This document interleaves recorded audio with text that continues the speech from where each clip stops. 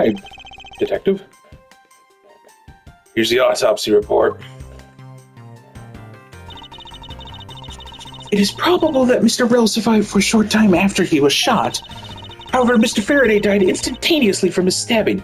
Interesting. I was trying to Byrne, Faraday, and Mack Rell. It looks like we now know everything we need to know about this case. Are you sure we know everything? Of course! The incident began with Mr. Faraday attempting to get his revenge. The prosecutor went into a rage from being accused, and he tried to kill the defendant. I'm letting out my K Faraday. Excuse me. The defendant fought back, and they ended up killing each other. Actually, please hold with me a second. I'm losing my mind here. Okay, I had to rewatch the footage because I forgot the damn voices. It's all very clear and simple. There's absolutely no margin for doubt. Do you really believe that to be the truth? Ha! Are you saying that just because I figured out the truth before you? That you don't want to believe it's true? It's alright. If you disagree with my argument, then prove me wrong. Well, if there are any contradictions to be found, that is. Don't worry, I will. Oh, I get to run hands with a child. Gonna fucking bury you. Mr. Faraday's death was instantaneous, while Mr. Rell survived for a short time. From this, it is obvious that Mr. Faraday died after he shot Mr. Rell. And Mr. Rell, while on the brink of death, stole Mr. Faraday's knife and stabbed him. Those are the facts of this case. Oh boy. Mr. Faraday's death was instantaneous, therefore he must have attacked first. Proving that logic to be false is probably the fastest way to show her that she's wrong. In that case, I should first look for any holes in her theory.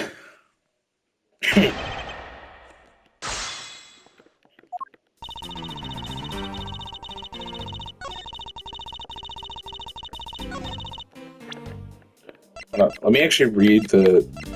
Is this? Approximately 4 p.m. discovered it immediately after a gunshot was heard. Faraday died to a knife stab in the chest. Shot from the stabbing caused instantaneous death. Although the bullet wound to the chest is no gunpowder to burn as close because he was shot from a few yards away. It's possible he was alive for a little while after being shot. See, my question is, a few yards away, there's no way this room is big enough to be a few yards away.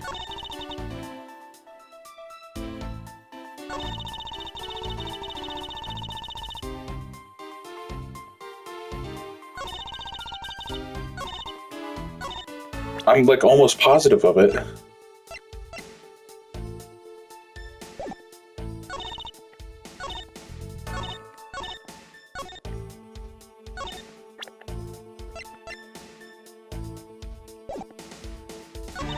But like, is it this one?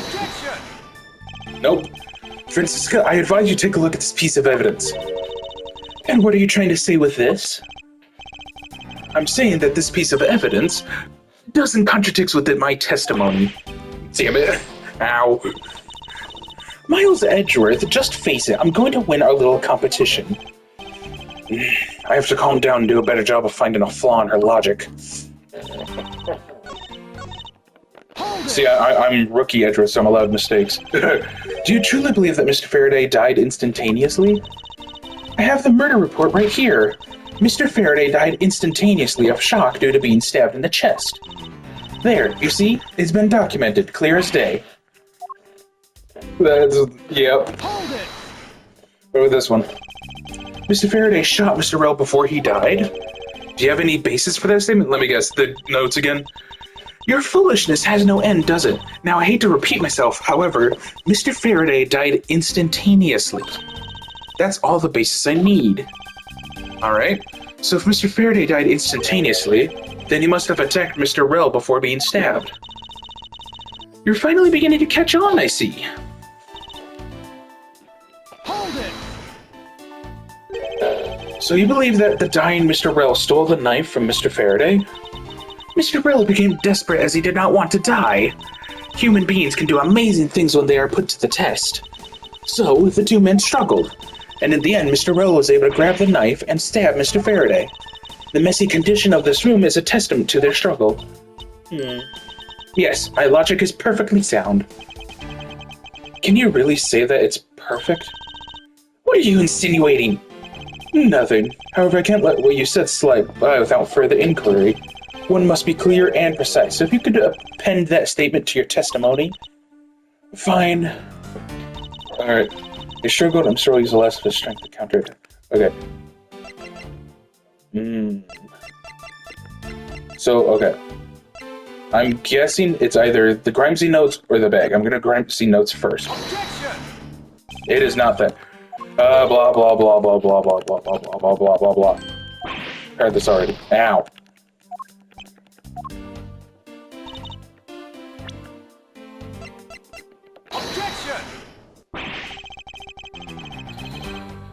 No, that's not it either.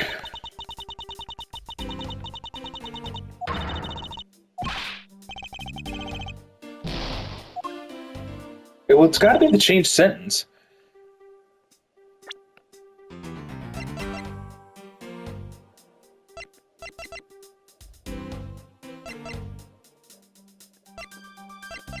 Objection!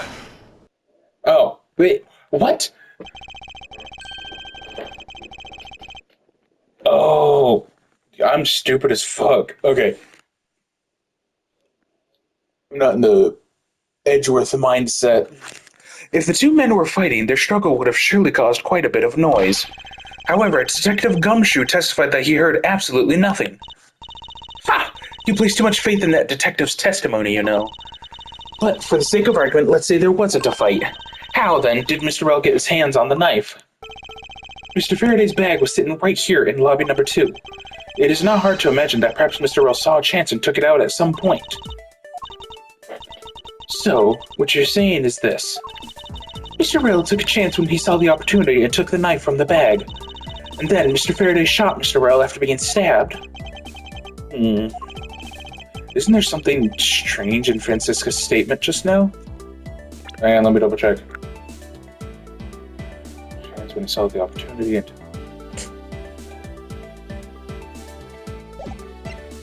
If the gun was near the thing... Wait, something doesn't add up. Oh, really?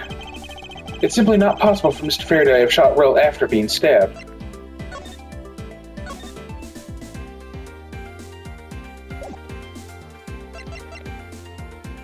No gunpowder. According to the coroner's report, Mr. Faraday died instantaneously, meaning that he died immediately upon being stabbed by the knife. Ergo, he could not possibly have fired the gun after that. Ooh, you got me. But of course. Well then, if the report is correct, then there's only one correct explanation. If we suppose that Mr. Rell attacked first, then Mr. Faraday, who died instantaneously, would have been unable to kill Mr. Rell. Therefore, Mr. Rell must have stabbed Mr. Faraday after he was shot. Then they both died. That is the only explanation that makes logical sense. Negating your opponent's ideas in order to prove your own theory. I see you've been studying, Francisca. I just want to explain it to you as simply as possible, before you foolishly propose a foolish theory that only a foolish fool like you could. How naive of you to believe that only your opinions are valid, and still expected to skip over the truth that the crime scene still offers you. Francisca, you've still got a ways to go. What are you talking about? Are you saying there's a flaw in my logic? Yes. Mr. Faraday died instantly, and the fact that he did is what gives rise to the contradiction in this scene. The contradiction here in this crime scene is...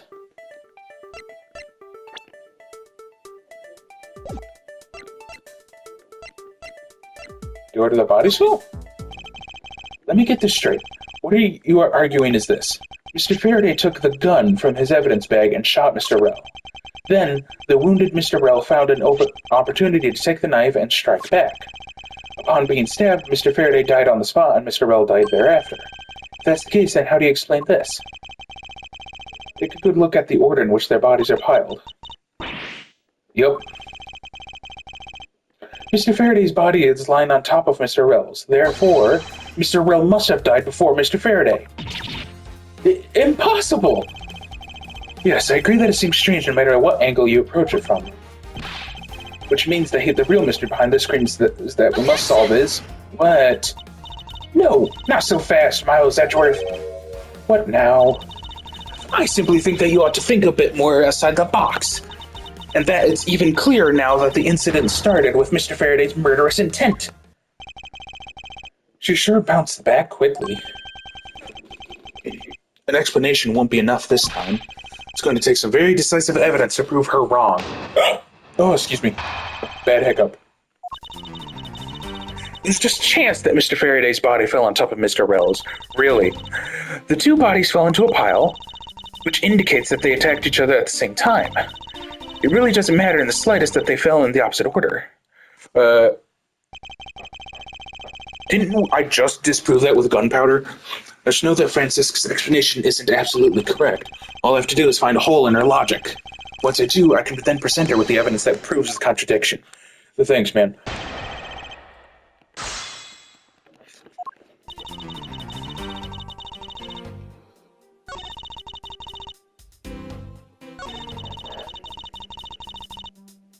Yeah, no, I'm almost positive it's the gunpowder thing again. It is not. Ow.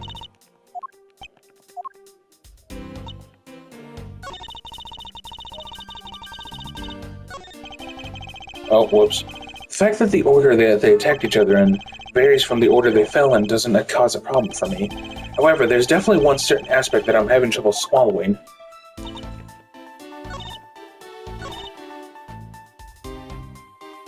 Yeah, so I think I'm correct. It is this statement. What do you mean by they attacked each other at the same time? I assume Mr. Faraday had the two different weapons in his hand. He made to attack Mr. Rell while holding both the knife and the revolver. And then, after Mr. Faraday fired the gun, Mr. Rell grabbed the knife as he was falling and stabbed Mr. Faraday. And that is how Mr. Rell wound up on the bottom with Mr. Faraday on top. At close range, that is more than possible. Yes, it's possible, but... Well, if you have any other ideas, then show me what you've got. Oh, I will. And to that extent, I'd like for you to append what you just said to your testimony. I don't see any point to that, but as you please. Okay, now it's gunpowder. Go fuck yourself, Francisca. I don't care if you're a child, you suck. So you believe they killed each other at close range? Sorry, but that's impossible. Just as it is written in the crime scene notes, the firing of the handgun did not leave a gunpowder burn on Mr. Rell's clothes. Therefore, Mr. Rell and the gun must have been separated by a distance of at least 2 or 3 yards. Yes, this is by far the biggest contradiction. The two bodies are piled up on each other, yet the gun was fired from a distance. And with there being no chance that Mr. Rell moved that far after being shot, that leaves only one possible explanation. What a completely foolish line of foolish thought from a thoroughly foolish fool. Oh, I got a little crackly there. If I'm not right, then who was it that made the first move with the intent to kill, huh? Who? The person that attacked first with murderous intent, that would be... neither man. Here in this room, contradictions appear no matter which man we claim attacked first. Thus, there can only be one explanation. There was a third. Yup. It was that third person who killed both Mr. Faraday and Mr. Rell, and set their bodies up to make it look like a double murder. That third person is the real culprit. Miles Edgeworth, there's just one thing you're missing. Evidence, correct? Exactly. Everything you've said up until now is nothing but a story played out in your head. However, this is where the real test begins. Can you prove that there was a third person involved in this crime? Of course. If the third person was truly here, that fact would resolve the glaring contradiction. The proof that this has been all set up, made to look like they killed each other, I'll present it, and lay bare the final piece of the puzzle that's not yet in place. What is the piece of evidence that proves there's a third person involved?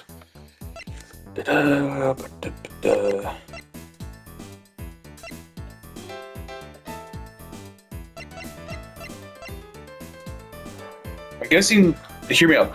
It's going to be Gumshoe's testimony because he didn't hear a struggle. That means she was able to kill them quietly? Nope. I was very wrong.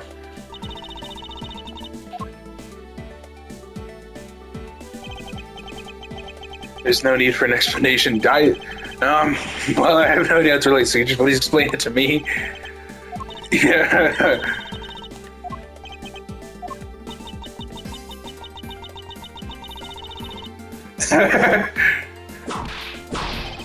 No, that's fair.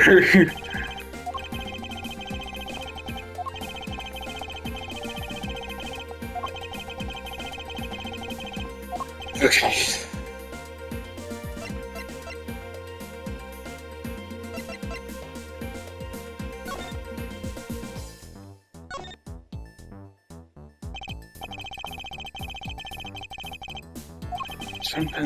I did this before.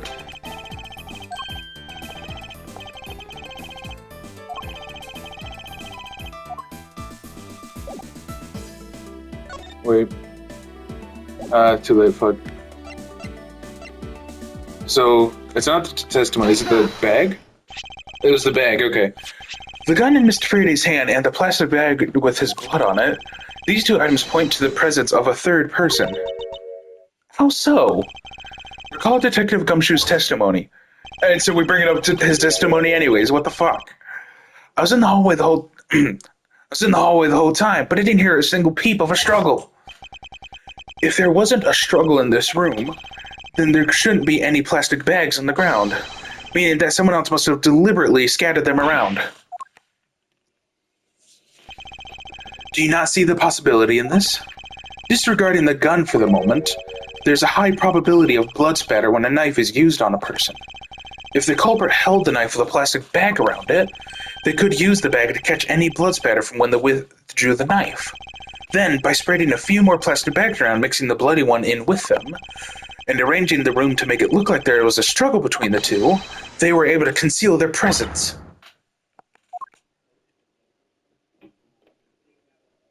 Now we can figure who our mystery murderer is. Looks like we've still got a long way to go in this investigation. Yes. Objection. What the fuck?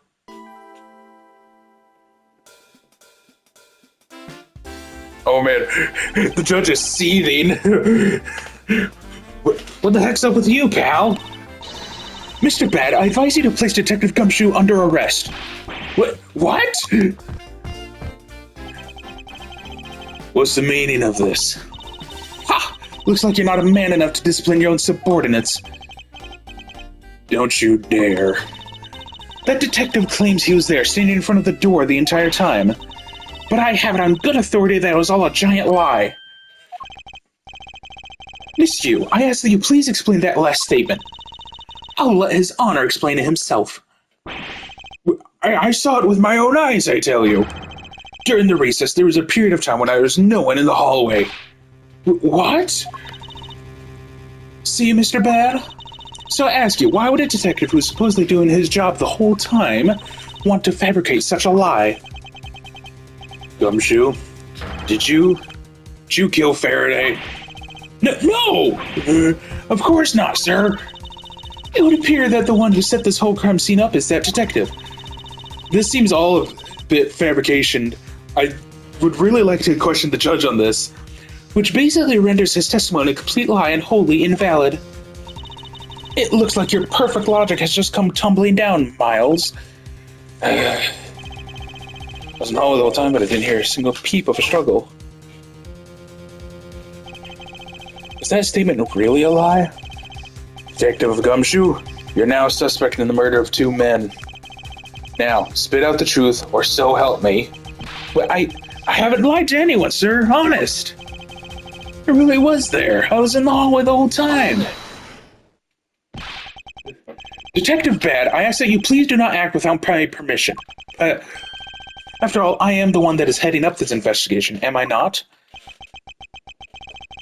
Don't talk like you know what's going on, boy. All I want is for this investigation to run perfectly. Oh, Perfection is the only wish of a disciple of Von Karma, after all. Therefore, before you take Detective Gumshoe into custody, I'd like to set the record straight on something. And what's that? What should I ask Detective Gumshoe about? What if the murder's why he wasn't in the hallway? Detective Gumshoe, why were you missing from the hallway for a span of time? Look, pal, like I said, I was there for the whole time, okay? There's a testimony against you that... What the fuck? Miles Edgeworth, why are you wasting our time with a completely useless question? Only logical reason as to why he was absent is that he was busy committing the crime. Anyone who says otherwise is a fool. Okay.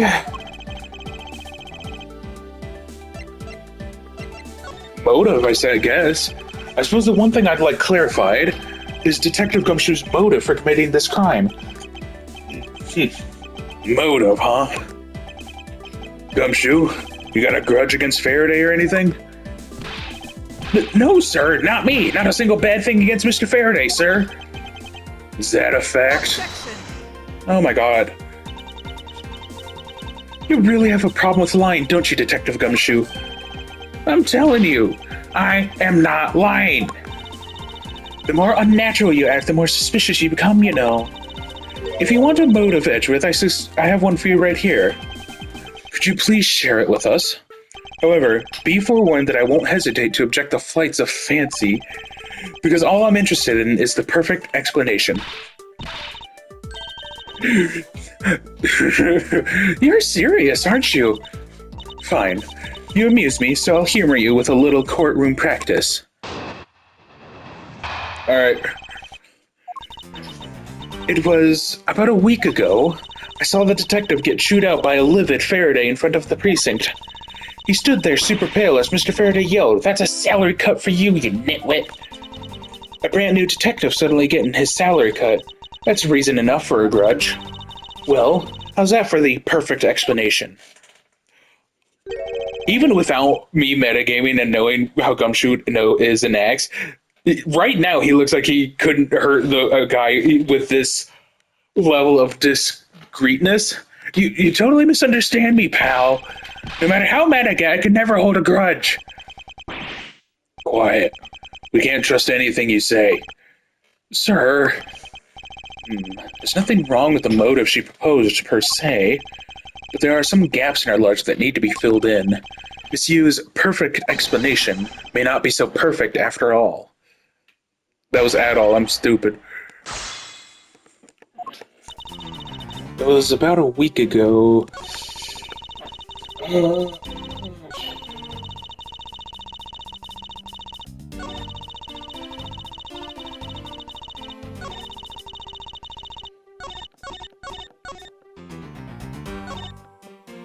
it! What was he getting chewed out by? Mr. Faraday was upset. Yeah, you know what else? Mr. Faraday isn't exactly known to get angry often. But there he was, totally beat red in the face. And the offending detective just stood there, pale as a ghost, like he was about to die. Just like the face he's making now, right? I'm completely innocent, I tell you. The poor man. It was quite the scene with the detective. Hold it! You just stood there watching this unfold in front of you? Yeah, I have to say it was really enjoyable too. That's why when I saw Detective Gumshoe earlier, I knew to steer clear of him. No way. I thought it was because I had something stuck in my face. What'd you do? Huh? Well, I got stuck in my face. Let's start with your eyes, nose, mouth. Oh! And those ridiculous eyebrows. Huh? I hate that it looks like he's actually trying to look at his eyebrows. Oh man, messing with your head is just too much fun. Miss Yu, if you don't mind, I'd like to return to your testimony now. Sure, why not? Hold it! You cut a new detective's salary right off the bat like that. I'm not really familiar with the way you guys relate, but is that a common practice? Speaking of cutting my salary, didn't you threaten to do that to me earlier too? I suppose I did. It's only natural to cut a worthless detective's salary down to their actual worth. My father can even fire anyone, new or old, with a snap of his fingers. You think maybe that's reason enough for detectives to hate you people? Well, I guess they really shouldn't cut people's pay. Detective Bad, don't tell me Mr. Von Karma cut your salary earlier. Okay, I'm unfortunately getting a whole lot of nothing from these. I need more. A week ago? Then you and Detective Gumshoe are acquaintances? No way. I only met him in person today. Then how did you know about Detective Gumshoe? Oh, I've seen him around before. That was fucking pointless. Hold it! You call your explanation perfect? Is it not to your liking? Unfortunately for you, it's just not up to my standards. Oh, is there something you want me to clarify in that case? What should I do? Should I raise an objection? Okay. With the past few ones, the right choice is usually yes. Alright, if you could clear this one thing up for me. Actually, allow me to ask the detective directly. What was your relation to Mr. Faraday? Mr. Faraday was in charge of training rookie detectives to testify in trials. I met him on the very first day I entered the Criminal Affairs Department, pal. Oh, I had no idea Mr. Faraday wasn't so involved. Faraday, he may look like an easygoing guy, but he's actually a bit of a nut for strict discipline and manners. Guys like Gumshoe tended to rub him the wrong way. There, now you know how the detective and Mr. Faraday were related. Happy now? No. See, the only one though.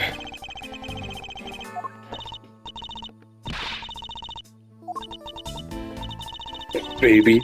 Tell you what, let you have another go. How's that? Alright,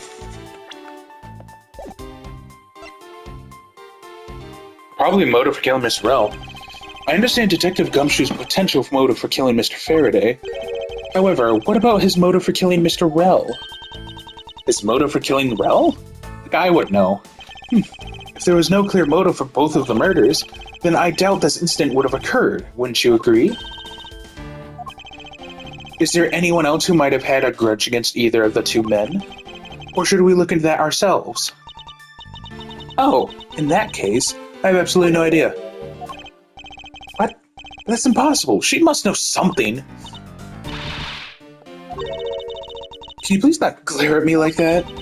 It makes me laugh. I didn't even do anything and you're already laughing away. She laughs at freaking everything I do. I hate it.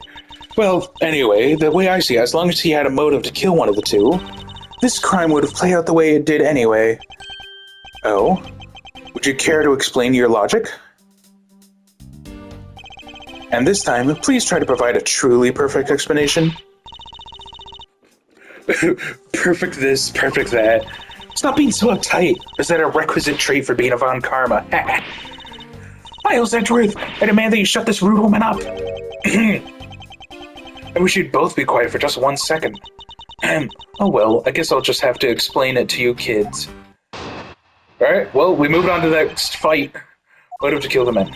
There's no one out there with a motive to kill both Faraday and Mr. Rell. All we really have to establish is that someone had a grudge against one of the two men. Mr. Rell, who happened to be there, became a witness to Faraday's murder. Therefore, he was killed out of necessity and set up to look like they had killed each other. I wonder if that's really true. Is there no one out there with a grudge against both men? I should take another hard look at the evidence for this morning's case. Second KG incident, as people are calling it, involving an embassy staff member, and the two men who both wound up as suspects in this case. Is there someone else I'm overlooking who is somehow related to them? Actually...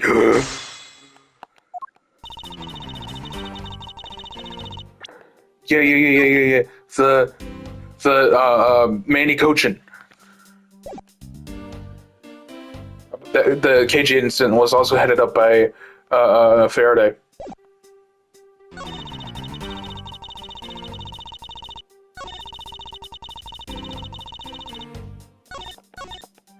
It's gotta be, Cochin. Yes! Miss Yu, I believe there is someone you overlooked in making your statement. Or rather, is it because you would rather not bring this person up? What do you mean? We are looking for someone with a reason to kill both Mr. Faraday and Mr. Rell. I can think of at least one person that fits the bill. He was a suspect in the original KG8 incident, and a member of the Codopian embassy staff, Mr. Manny Cochin. That got your attention, huh? That's right, the very man who came to visit you earlier out in the hallway. The man who killed a member of the Codopian embassy staff, Mr. Rell, and the man who was the lead prosecutor of the KG8 incident, Mr. Faraday. Are you telling me that Mr. Cochin has no reason at all to kill both of these men? Well, I suppose he might have a reason or two. You covered for me, pal. Maybe you're not such a bad guy after all. Don't get ahead of yourself. You're still a suspect, make no mistake about that. The perfect evidence, the perfect testimony, these are the only things I wish to hold. Oh man, but I didn't do it. You will stay under my authority and go investigate Mr. Manny Cochin for me. And remember, I will not be very forgiving should any of this leak out. What? You want to investigate Cochin? You'd just be wasting your time. And why is that? Cochin was up in the viewing gallery watching the trial, or so I was told. Every cop in this place has been keeping an eye on the guy since he arrived. Then the only real suspect we have is still Detective Gumshoe. I suppose so. No way. Come on, Detective Bad. You've got to believe me, sir. I really was in that hallway the whole time, sir. I never took a single step into this room, sir. Okay. Then are you saying there was someone else who passed through the hallway? No, there was no one else, sir. Then why should I believe you didn't do it? That is one incredibly foolish detective, standing right in front of a crime scene all by himself. It's as good as a confession of guilt. I have to admit, it's a bit strange. Most criminals will fabricate some sort of lie to escape their crimes. And if that detective really wanted to prove that he is innocent, you'd think he would at the very least offer, "I spaced out while on duty," or the like. Come on, Gumshoe. Time for your interrogation. The judge is still seething over there. Detective Bad. Damn. Not my boy. My little Gumshoe. Miles Edgeworth, I will go on ahead and report this to Papa. And that, as they say, is that. Right, everyone? Ho, ho, ho. Well, I suppose we should both be getting back to our real jobs now, huh? Well, before we do, Miss Yu, there's something I'd like to speak with you about. What is it?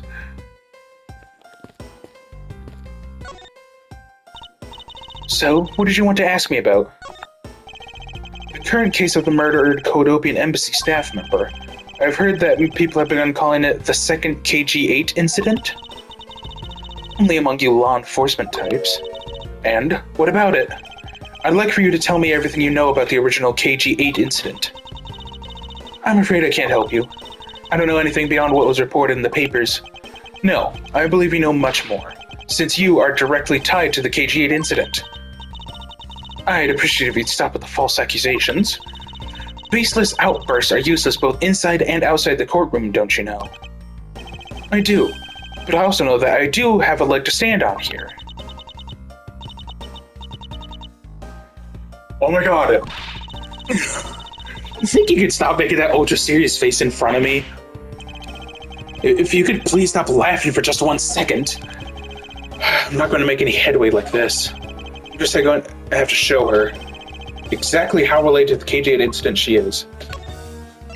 Yeah, CCU. Same last name, fuck you. Miss Yu, I believe that I have proof of your connection to the KG8 incident. That file is your proof? Very well then.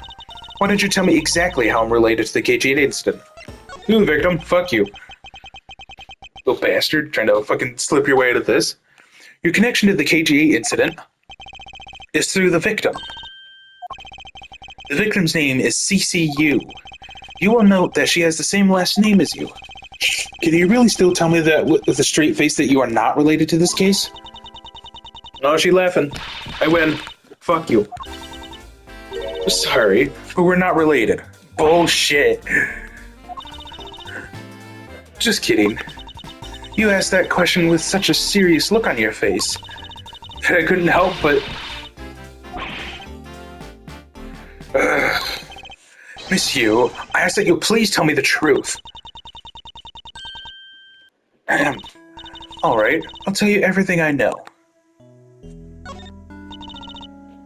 As you guessed, the one who reported the smuggling activities of the Amano group was my sister, CCU, as I thought. And she was killed right before she was to testify at the impending trial by Manny Cochin. But because he was tried once and was acquitted, he gets to live out the rest of his cushy life completely carefree.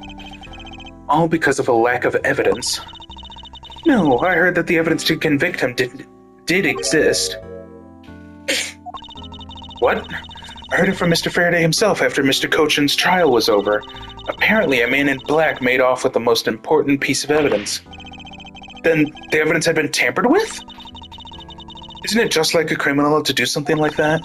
The smuggling ring being run out of the Amano group by one of its secretaries. They bailed Mr. Cochin out. Turns out they were in league with each other all along. How big was that smuggling ring? Was it a large operation? I don't really know. Which is why I wanted to become the lead defense on this case that people are calling the second KG-8 incident. But I haven't learned anything new at all. I was probably expecting too much, I know. You mean you think this case has nothing to do with the smuggling ring? I don't know what to think. Well, what are your thoughts on Manny Cochin? Why did Mr. Cochin want to meet with you earlier? Actually, he came to watch the trial. Yeah, we gathered that much. Apparently, he only found out that I was a defense lawyer on this case after he'd arrived. He figured he should say hi and one other thing. Looks like you couldn't resolve anything this time either. Too bad. What's that supposed to mean? Oh boy, stop it with the scary face already. I'm fine, really. I give him a good slap across the face. The way she talks about slapping him as she laughs that way is kind of creepy. But it's just as Mr. Bad said. He's not related to the double murder. I asked around, and people in the gallery claimed that he was in his seat at the entire time. Talk about cruel fate. Well, this is about all I know. Sorry. Guess it wasn't much help, huh? That's not true. I'm sorry I made you recall such a painful time in your life. Edgeworth, you really are too serious for your own good. Well, I'm sorry for trying to be compassionate. Fuck you. You really need to relax. We wouldn't want you to die of stress, would we? Thank you for the advice, but there's no need to worry. I work in my own way, and I will catch this criminal in my own way as well. You'll see. Look at you with your game face on. Ready to go. I'm making no such face. Did you know, laughter is the best medicine, Edgeworth? Don't you get tired of making such a serious face all the time? I'm charged with making sure that all the criminals of this world are found guilty. I have no need for laughter. There you go, making that face again. Oh well. I've got to get going. I still have a few loose ends I need to tie up.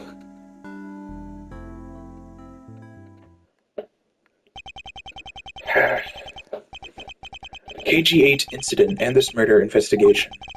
It is my belief that these two cases are related to each other somehow. Plus, that detective, Detective Gumshoe. It's obvious he's lying, even though the lie is hurting his chances. Clearly, this case is far from over. But whether or not that detective is the murderer can only be determined once I've completed my perfect investigation. Mr. Von Karma, I swear to uphold your honorable name, or my name isn't Miles Edgeworth. Dude looks like he... I'm sorry, Mr. Karma still looks like a sleaze. Alright. Well, we have hit the cliffhanger, I suppose. So I will see you guys next time. I hope you guys enjoyed, and I will see you guys around.